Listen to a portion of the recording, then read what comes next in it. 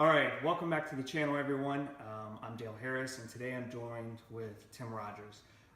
Tim is the realtor, the only realtor that I work with here in Charleston, South Carolina, and Tim and I have been working together, I think, for almost 8 years at this point in time. 18, if we could. All right, we'll get there eventually. What I wanted to do today was bring Tim onto the channel to have a discussion about really preparing yourself as a buyer and how to be the right buyer. Now, there are quite a few cases in which you may be a buyer. This could be something for your primary residence. This could be something, maybe it's a second home for you, or maybe it's a vacation or a rental property that you're looking to purchase. But today, what Tim wants to talk about is how you can prepare yourself as a buyer for your primary residence or the home that you're going to live in. Thanks for the intro and thanks for bringing me on your channel. I really appreciate it, and thanks for all the time. We've had a lot of good times and fun over the years in various projects. I think as it relates to the primary resident homeowner, I think the first thing is a buyer, the buyer needs to figure out what are they doing? Are they relocating? Are they downsizing? Are they upsizing? Okay, and then get in their mind what they want. I mean, do they have 3 dogs? Do they have 4 kids? Is it just empty nesters? What is it? Right. Just a single person? Where do they ideally want to live? And what does that property look like? How big is it? Does it need to have a yard? Does it need fence? Do you need a garage? Get a list of all those things together. Okay?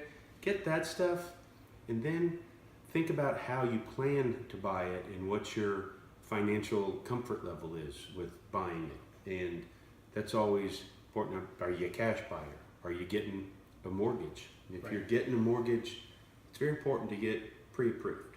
Right, okay. And if I could recommend anything to anybody, get pre-approved. Go to whoever you bank with currently. You may not use them, but see what they have to say. But they understand you as a buyer, and they understand your financial situation, and probably make that process much easier for you. Sure, there's plenty of mortgage bankers out there that I could recommend, and they would be fine. But if you're at all concerned with that process, go to some place that already knows you, and start the ball there, so that when you get pre-approved, maybe you're pre-approved for $500,000, but you only want to spend $400,000. Right. Then when you have those two components, then we can plug those together and see what that means, where that is putting you. You have your wants and needs as far as housing, and then you have your ceiling, if you will. Even a cash buyer has a ceiling of what they're willing to spend or what they can spend. Right. Then you have below your ceiling, there's typically this is where I want to stay. Right. Okay. And so we can then move from the wants and needs and where you want to be and where you can be to what that looks like in the marketplace. Okay. And at that point, we can start figuring out where the housing is. In a lot of cases with these residential home buyers who are going to live in it, this is your home.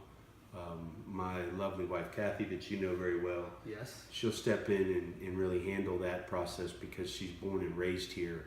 There's not a part of Charleston she doesn't know, hasn't seen growing up her whole life. And she's been very helpful to work with for both of us and for a lot of our clients. And so that's a good thing to have. And the biggest thing then is the market's going to tell us something about what your wants and needs are and your financial capacities are. And that's going to correlate around some certain areas and types of homes. And we have to be willing then to figure out what that means. Right. And so for a recap again, the 3 key items for you to think about. Number 1 was? Figure out what your wants and needs are. How big a place do you need? How many bedrooms do you need? Do you need a garage? Do you need a yard? Do you want to get rid of single family home living and go to like some type of townhouse or condo? Okay. Number 2 for the viewers? Get your financial plan in order and have that. So you have a competent and confident position when you start working with me, your realtor. Hey, here's what I'm pre-approved for, but by the way, I only want to spend this. Okay. And number 3, that kind of drives you to that drives us to some data points of what that size, style, shape of home will look like at a certain price point. And I think this is where you as a realtor and your experience and the value that you bring to the process comes into play. Because you're able to effectively take all of those items, put them together, and help them, right, resolve the issue that they have, or give them really that ultimate experience of being a home buyer. Yeah, once you have the first two components together, the what you want, what you need, how you're going to pay for it, and how you want to pay for it, and what that yields, Right. we can then, through follow-up and working with you and looking at homes online, visiting homes in person, kind of figure out where you're really going to end up, and then you end up with a buying process, not being sold something, but the buyer ends up buying what they want, and we help them find what they want. Right. So, Right? so thanks again for Tim showing up today on the channel. This is going to be one of many times that Tim ends up showing up. I know we have a lot of other residential things to get through, and I know we've got a lot of commercial pieces that we're going to eventually get to as well. So again, remember the 3 tips from Tim. We'll put them on the screen here.